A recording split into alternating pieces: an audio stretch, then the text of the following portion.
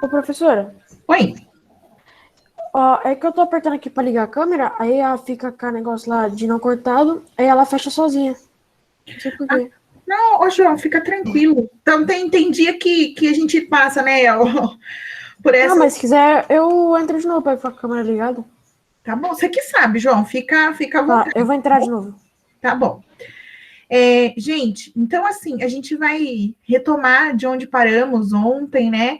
A gente encerrou já nos 45 do segundo tempo, com eu colocando para vocês, né, todos as características ali que fazem a gente enxergar essa desigualdade social que é tão forte na Índia, né? Que a gente tem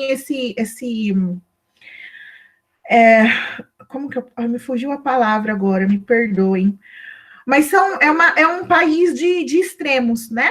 E aí a gente falou um pouco ontem, falou que a mortalidade infantil ela é um indicador importante para a gente entender a realidade socioeconômica de um país. Então, quanto mais crianças de 0 a 1 ano acabam morrendo, significa, né, que está faltando ali o essencial. Né, acho que foi até, se eu não me corrija, acho que foi a Adriele ainda que falou, né, então, o que está faltando para essas crianças, né, professor? Então, é aquilo que a gente falou, a falta de comida, a falta de acesso ao serviço de saúde, às vezes até a água potável pode levar aí a óbito essas crianças. E aí a gente tem esse combinado de alta taxa de mortalidade infantil, baixa esperança de vida e alta taxa de analfabetismo em adultos, que prejudica, né, com que eles acabem sendo inseridos no mercado de trabalho. Então, se eles não têm trabalho, eles não têm renda. Se não têm renda, todas as outras necessidades básicas para o ser humano são comprometidas, né? Uma vez que a gente precisa, na sociedade, né, no modelo que a gente adotou para viver, né, dentro do modelo capitalista, quando você não tem dinheiro, você acaba ficando à margem, né? Fica excluído desses processos. Bom, isso aqui, né? Eles trazem esses três primeiros para a gente prestar atenção nesses 3 pontos, mas existem outros problemas sociais que acabam agravando essa desigualdade. Aí, eu queria, porque não deu tempo da gente comentar ontem, essa imagem, né? Essa foto aqui, pessoal, é a foto de Mumbai, né? Uh, então, se vocês observarem bem, né, a gente tem no alto aí uma linha férrea, né? Tem um trem passando em cima ali, e embaixo da linha férrea a gente tem esse aglomerado de construções precárias, né? Que estão assim associadas ali à estrutura da linha férrea, né?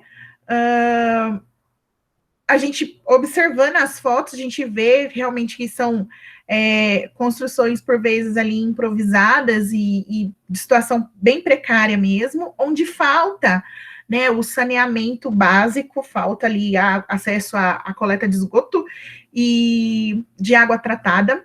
E aí até vale a pena fazer um recorte aqui. No início, lá ano passado, no início da pandemia, a Índia executou um controle muito forte, né, sobre a questão da circulação de pessoas para evitar, né, o espalhamento da doença. E esse controle, ele em muitos pontos foi criticado, né, porque eu não sei se vocês chegaram a ver, mas eles puseram o exército, né, as forças militares na rua, e se as pessoas que eram abordadas não tivessem uma justificativa muito forte para estar na rua, né? Por exemplo, tá indo trabalhar ou tá indo procurar o serviço de saúde porque tá, né, tá passando mal. Se não tivesse uma justificativa plausível, as forças militares tinham autorização para fazer as pessoas voltarem para casa. Então tem até rodovídeo, sabe, da polícia indiana batendo nas pessoas e fazendo elas retornarem para casa. E num primeiro momento isso funcionou lá na Índia, né? Eles, mesmo com uma população tão gigantesca, eles conseguiram segurar bem, né, a questão do espalhamento do vírus. Só que esse movimento de fazer com que as pessoas ficassem em casa foi muito criticado, por quê? Porque em regiões mais pobres do país, as pessoas não têm banheiro dentro das suas casas. Então, assim, tem ali um aglomerado de residências, mas o banheiro é um banheiro de uso coletivo. Então, você precisa sair da sua casa para poder usar o banheiro.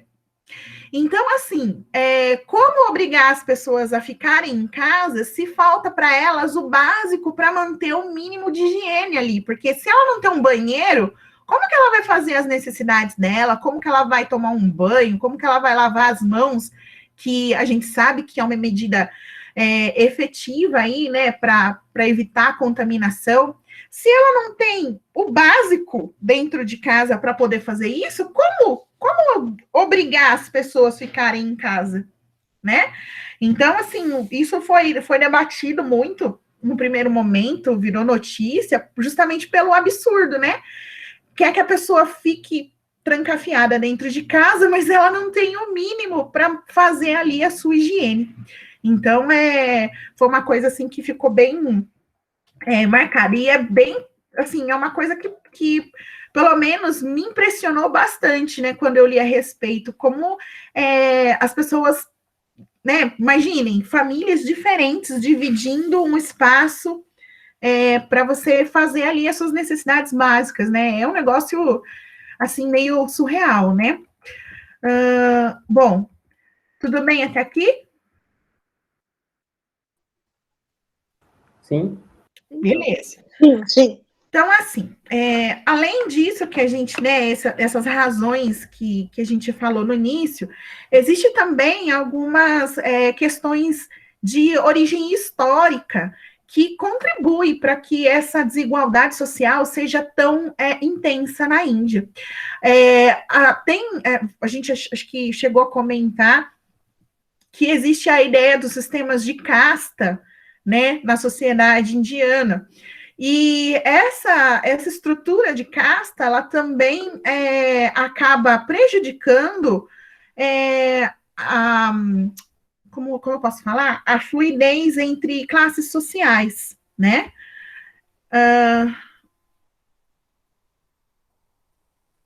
Eduardo, a gente, nossa, nem se compara. A gente tem muitos privilégios, sim, né?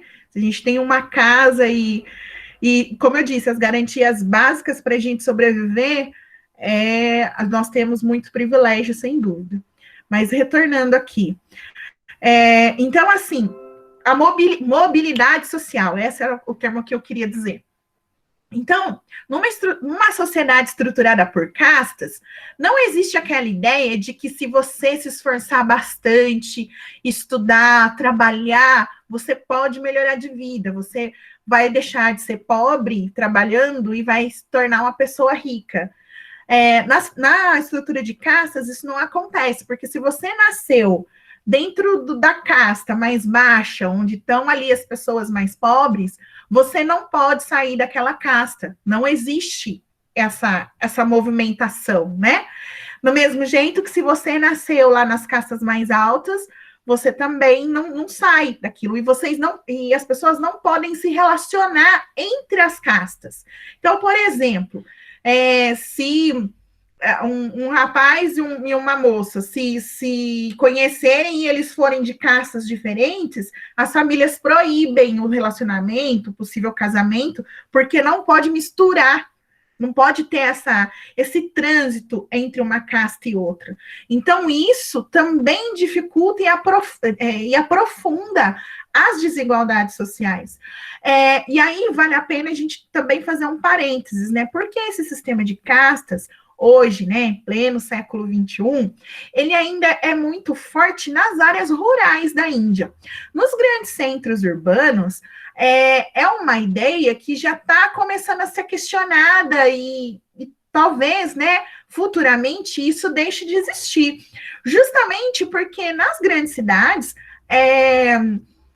parte da população consegue, de fato, né, prosseguir com seus estudos, conseguir bons empregos e participar, né, da roda do capitalismo um jeito mais efetivo, né? Então, tendo dinheiro, você tem acesso né, aos serviços que estão disponíveis. Então, esse sistema de casta nos grandes aglomerados urbanos, ele começa a perder um pouco de força, né? Mas, como na zona rural ainda existe uma preocupação em manter essa tradição, isso é uma ideia que ainda não caiu. Pode ser que futuramente, né, eles vejam que hoje, né, essa estrutura social não faz tanto sentido mais. Mas isso acredito que seja para o futuro, né? Bom, seguindo nessa ideia, a gente tem, né, a questão de desigualdades regionais, né? Então, dentro do próprio território indiano, a gente vai ter regiões que são mais prósperas e outras regiões que podem concentrar maior ali a maior parte das pessoas que vivem em condições mais precárias, né? E aí aqui o texto traz para a gente dois exemplos. Né? Na parte mais ao norte ali tem um estado chamado Pradesh, que no estado tem 150 milhões de habitantes. E aí também, a título de comparação, né, o estado mais populoso do Brasil é São Paulo. São Paulo tem 46 milhões de habitantes, aproximadamente. Então, esse Pradesh são 3 estados de São Paulo, praticamente, né? É muita gente vivendo no mesmo estado. E nesse estado, os indicadores sociais são muito baixos, né? Então, a mortalidade infantil é uma mortalidade mais alta do que a média nacional, a taxa de analfabetismo, a experiência de vida, esses índices que a gente comentou, eles costumam ser mais acentuados do que em outras regiões do país. Ao mesmo tempo que a gente tem essa região onde esses indicadores são mais frágeis, a gente tem no sul da Índia um estado chamado Kerala, que ali é onde se encontra os grupos populacionais que têm uma condição de vida mais confortável. Então, assim, num país onde 30% da população adulta é analfabeta, nesse estado, 90% dos habitantes são escolarizados, sabem ler e escrever. Então, assim, isso já dá uma diferença, né? Porque para essas pessoas que tiveram acesso à educação, a oportunidade de trabalho, ela acaba ficando um pouco mais acessível do que para aqueles que não tiveram escolarização. E aí também tem uma outra coisa que chama a atenção. A mortalidade infantil nesse estado é de 17 por 1.000. Então, assim, a gente viu que a média indiana é de 34 por 1.000, é praticamente a metade, né? Então, significa que os cuidados básicos aí para se manter uma vida no seu início são oferecidos, né, de maneira mais concisa, mais consistente. E isso faz com que a mortalidade infantil seja menor do que no restante do país. Tudo bem? Então, a gente acabou vendo aqui algumas dessas características que reforçam as desigualdades, tá certo? Agora a gente vai falar um pouquinho da diversidade linguística, religiosa e étnica, tá? E aí também a gente vai ver que alguns aspectos dessa diversidade também são motivo de algumas disputas territoriais e até movimentos separatistas dentro da Índia, tá? Então, a Índia, por ser um país gigantesco, com uma população bem grande, ela tem uma grande diversidade linguística. Então, assim, oficialmente, as línguas faladas na Índia, né, as línguas oficiais, são o inglês, né, por motivos de fomos colônia da Inglaterra, e o hindi, né, que é a língua ali, né, seria o idioma original, né, da população antes da chegada dos ingleses. Mas a Constituição indiana reconhece mais de 16 línguas regionais, então em regiões diferentes da Índia, as pessoas falam línguas diferentes. E além dessas 16 línguas regionais, existem mais de 1.600 dialetos. Então, assim, se vocês de novo um dia forem fazer um tour pela Índia, é muito provável que você, né, que ao mudar de região, você vai se deparar com idiomas distintos, né, dialetos locais, por conta dessa diversidade linguística, né? Mas é importante a gente ressaltar aqui que o hindi, ele é falado por aproximadamente 40% da população, e aí depois vem as outras línguas regionais, Telugu, Bengali, Marathi, Tâmil, entre outras, né? Quando a gente parte para a questão religiosa, a gente já falou lá no começo, né, no processo de independência, que os dois maiores grupos religiosos são aí os hinduístas, que são aí quase 80% da população da Índia, e em seguida, né, vem aí os muçulmanos, né, que são aí aproximadamente 14% da população. Depois, né, em seguida, depois desses grandes grupos, a gente vai ter aí, né, os cristãos, que são cerca aí de 2,3% da população. Depois a gente tem esse outro grupo aqui, que é um grupo considerado como minoria étnica, que são os Sikhs. E peraí, gente, que eu vou ver o que está acontecendo com meus cachorros aqui. Só um momentinho.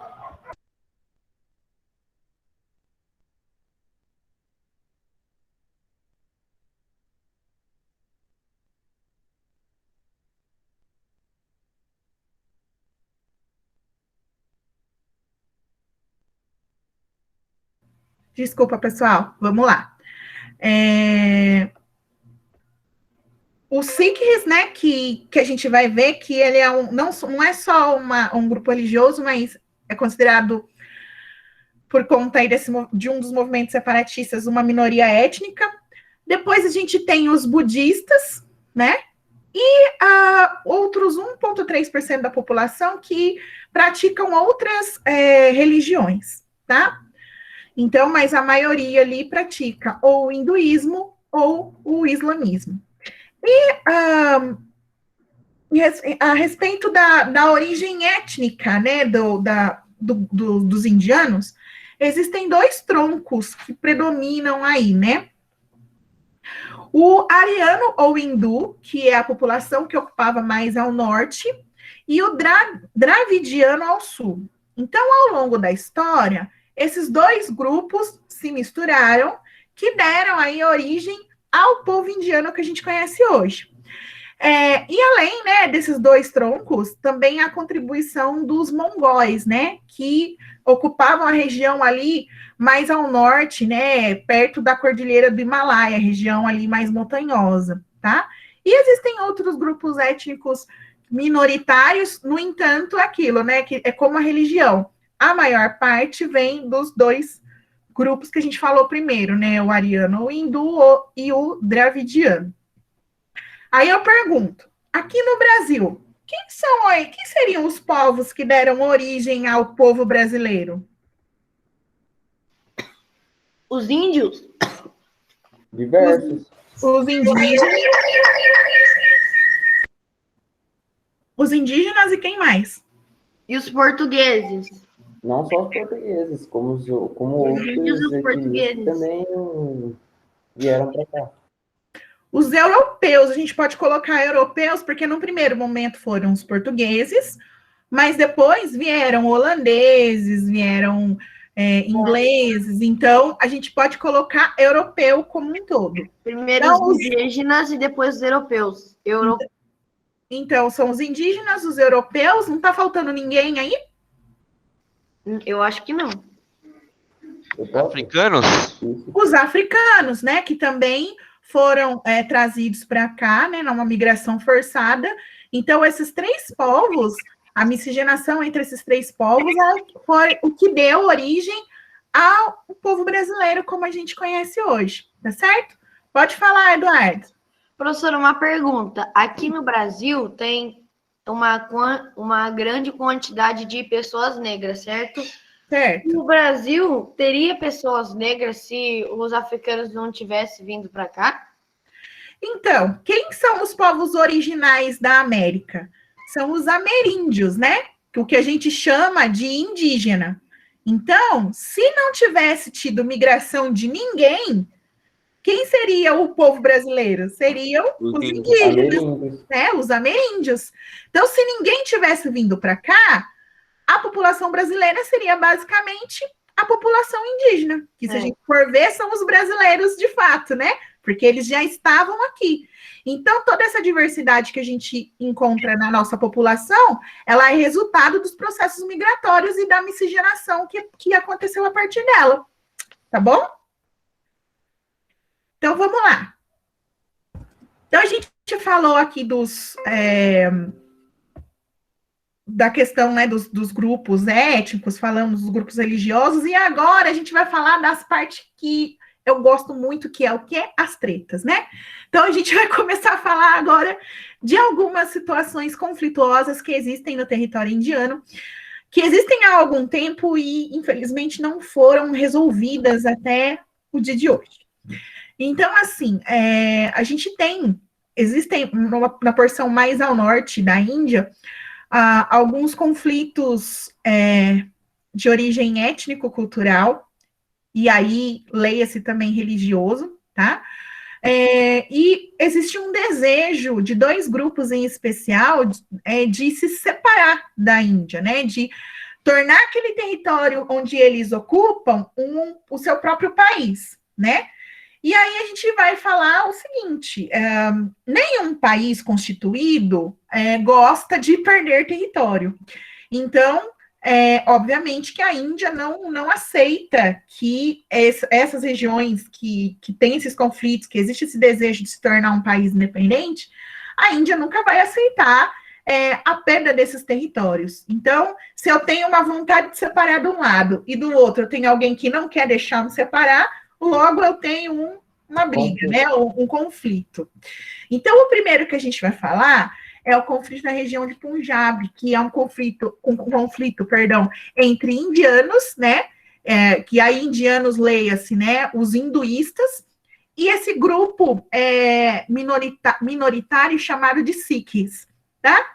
Então, fica lá mais a região noroeste da Índia, esse estado de Punjab, a gente vai olhar no mapa daqui a pouquinho, e é muito frequente o conflito armado envolvendo os Sikhs e os hindus. Só que, assim, é muito interessante a gente pensar que um grupo étnico considerado minoritário tem 26 milhões de pessoas. Então, os Sikhs somam 26 milhões de pessoas na Índia. É uma minoria, assim, que quando a gente pensa no número absoluto, não é tão minoria assim, é bastante gente, né? Os Sikhs, eles reivindicam, Brand, a separação para que eles pudessem formar, né, o seu próprio país, mantendo ali apenas o seu grupo étnico-religioso. Só que eles estão numa região da Índia que é muito importante do ponto de vista da produção agropecuária. É uma região de terras férteis, onde a atividade agropecuária é muito intensa. Então, tem duas questões aí, né? Primeiro que abrir mão de uma região de produção de alimentos pode ser prejudicial para a segurança alimentar do país. E segundo, né, ninguém, de novo, terras boas, né, terras ali onde você consegue executar atividades econômicas importantes, a gente não distribui gratuitamente. Então, para a Índia, eles enxergam essa vontade de separar, né? E aí, pensando no território, eles entendem como sendo um prejuízo, né? Então, aceitar que eles proclamem e formem um país independente da Índia, para os indianos, eles entendem como sendo um retrocesso, um prejuízo, uma vez que eles vão estar perdendo uma área de território que é importante do ponto de vista econômico. Então, adivinhem só, não dá, eles não conseguem chegar no acordo. Um quer separar e o outro não. E aí, dentro dessa disputa, em 1984 aconteceu, talvez, o conflito aí que ficou mais marcado, né, entre essa disputa. Nesse ano, 1.700 pessoas que praticavam ali a religião Sikh foram mortos num conflito com os indianos. E aí, sabe o que eles fizeram em resposta a essas mortes? Eles simplesmente mataram a primeira-ministra indiana, que era a Indira Gandhi. Então, assim, a primeira-ministra era o equivalente ao presidente da Índia. Então, para eles se vingarem, né, das 1.700 vidas que eles perderam num conflito, eles mataram a primeira-ministra da Índia. Professora, então, tem uma curiosidade. Essa ministra da Índia merecia morrer, por um acaso? Ué, alguém merece morrer, gente?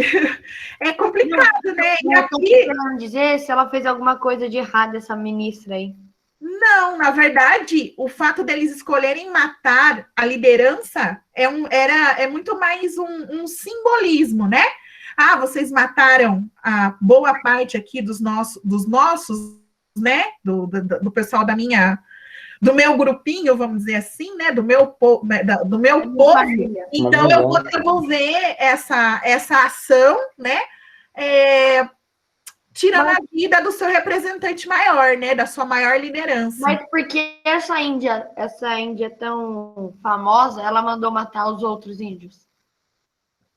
Ó, calma aí, né? Não é Índia, é indiana. E ela não mandou matar ninguém. Aí é que tá. Eles estavam brigando entre eles lá, entendeu? E aí, nessa briga, morreu 1.700 pessoas. Entendi. Beleza, entendi. E aí, para se vingar, eles foram e mataram a liderança indiana. Tá certo? Tudo bem, gente? Podemos seguir? Então, assim, olha só, que eu falei para vocês que eu ia mostrar, né? Aqui o texto traz para a gente uma representação de onde estão esses conflitos, né? Essas tensões étnico-culturais. Essa região que a gente está falando, de Punjab, fica aqui, ó, faz fronteira aqui com o Paquistão, é essa pequena porção do território indiano. Mas, como eu disse, ela é importante do ponto de vista das atividades agropecuárias. Então, a Índia não quer perder esse território, tá? E o outro território que é super treta e, assim, que chama a atenção do mundo como um todo é essa região aqui, a região da Caxemira, tá? E a gente vai falar um pouquinho dela agora, o porquê que os olhos se voltam para Caxemira toda vez ali que eles começam a se cutucar, né? Um tentar, enfim, as investidas, né? Entre os dois lados aí dessa disputa. Alguém levantou a mão? Luan, pode falar. Mas por que os outros países querem tanto tomar essas regiões aí? Na verdade, não são outros países, né, Luan? São pessoas que vivem ali dentro da Índia, mas não se identificam com o restante da população indiana. É que nem a gente estava falando lá no começo, né? Não separou os muçulmanos por um lado e os indianos para o outro, né? Os hinduístas para o outro, e aí formou o Paquistão, depois formou Bangladesh e a Índia. Então, assim, é muito mais por conta da identidade. Então, aquele grupo étnico não se identifica com o restante da população indiana. Eles meio que não se consideram indianos. Eles gostariam de ter o seu próprio país. Então, é esse processo, desse movimento daquele pedacinho onde eles vivem, se tornar um país independente, só com eles vivendo ali. Pode falar, quer falar mais alguma coisa? Sim. Então, isso ocorre até nos dias de hoje? Sim, ocorre. Ocorre, e que nem esse movimento aqui que a gente vai falar agora, da região da Caxemira, é um movimento separatista que o mundo todo presta atenção, porque existem perigos reais, por exemplo, de uso de armas nucleares. Então, é um negócio que o mundo procura prestar atenção como andam as coisas ali. Já responder minha pergunta sem eu perguntar, se é realmente uma guerra mesmo, um conflito armado, ou apenas de decisões, já respondeu. A gente vai falar agora. Então, assim, tem mais coisas envolvidas, tá? Então, são conflitos que acontecem. A gente também vai, né, na sequência aí do que a gente vem discutindo, nós vamos falar de outros movimentos separatistas que estão na Europa, por exemplo, e assim, nesse momento tem muita gente querendo deixar de fazer parte de um país que existe para construir o seu próprio país, por conta dessa ausência de identidade, né? Isso existe há muito tempo. Talvez aí um dos conflitos que mais nos chamam a atenção nesse sentido, né, de formar o seu próprio Estado-nação, é a disputa entre palestinos e israelenses, né, que há poucos dias aí estavam reacendendo essa disputa, inclusive com uma imagem que foi muito chocante, né, do escudo israelense para os mísseis que foram lançados a partir do território palestino. É uma coisa assim que parece coisa de cinema, aquela imagem.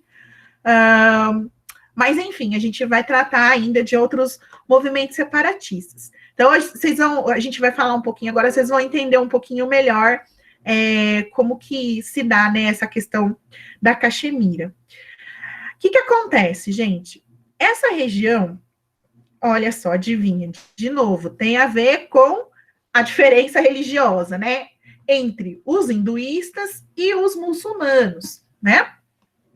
Então, assim, existe um conflito direto entre esses dois grupos religiosos, e a região onde isso acontece com mais intensidade é a região da Caxemira, tá?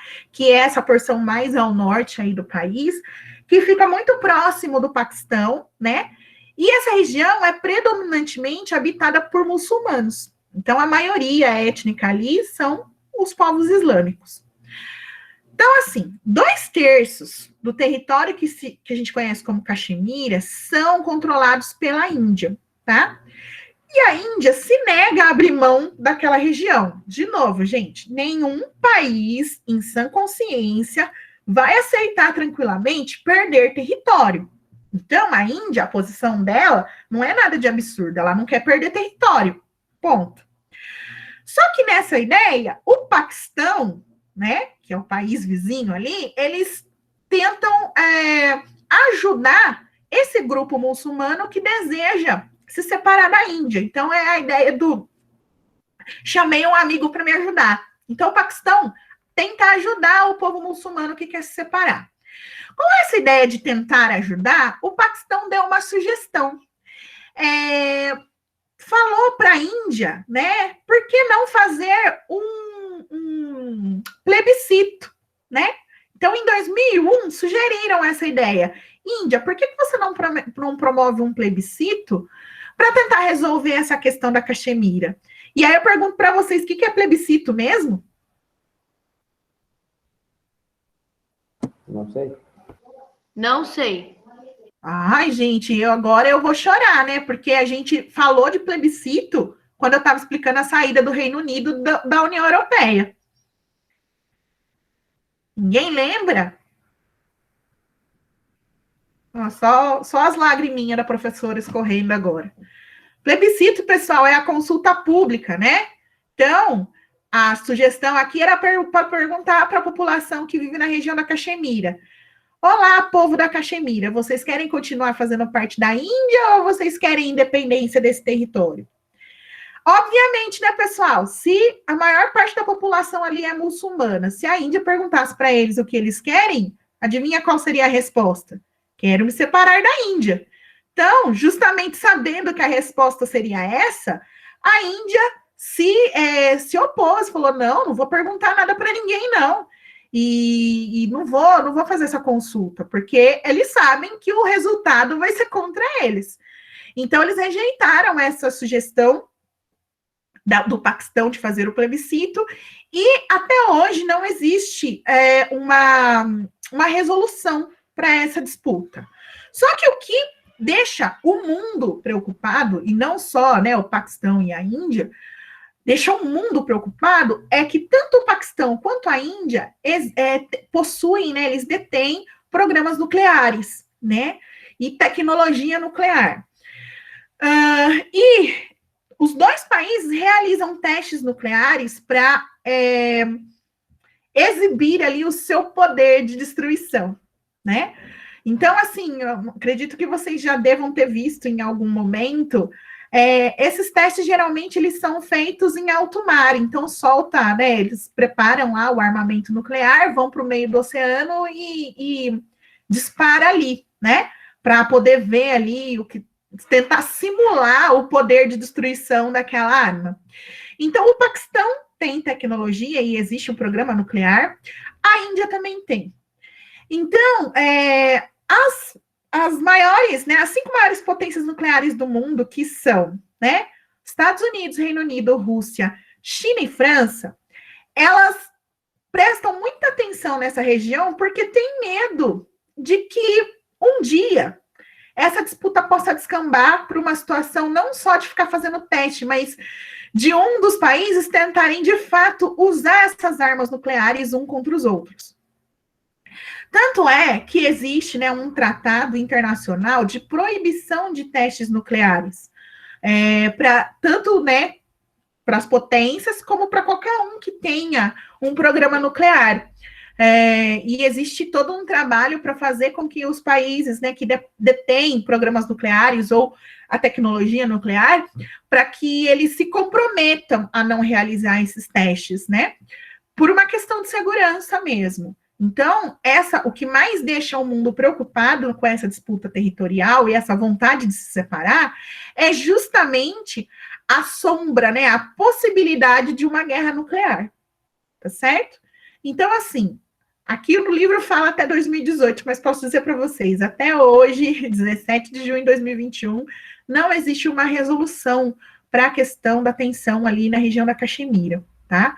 Então, paira no ar sempre um receio, né, um medo de que aquilo possa gerar aí um conflito de proporções muito maiores.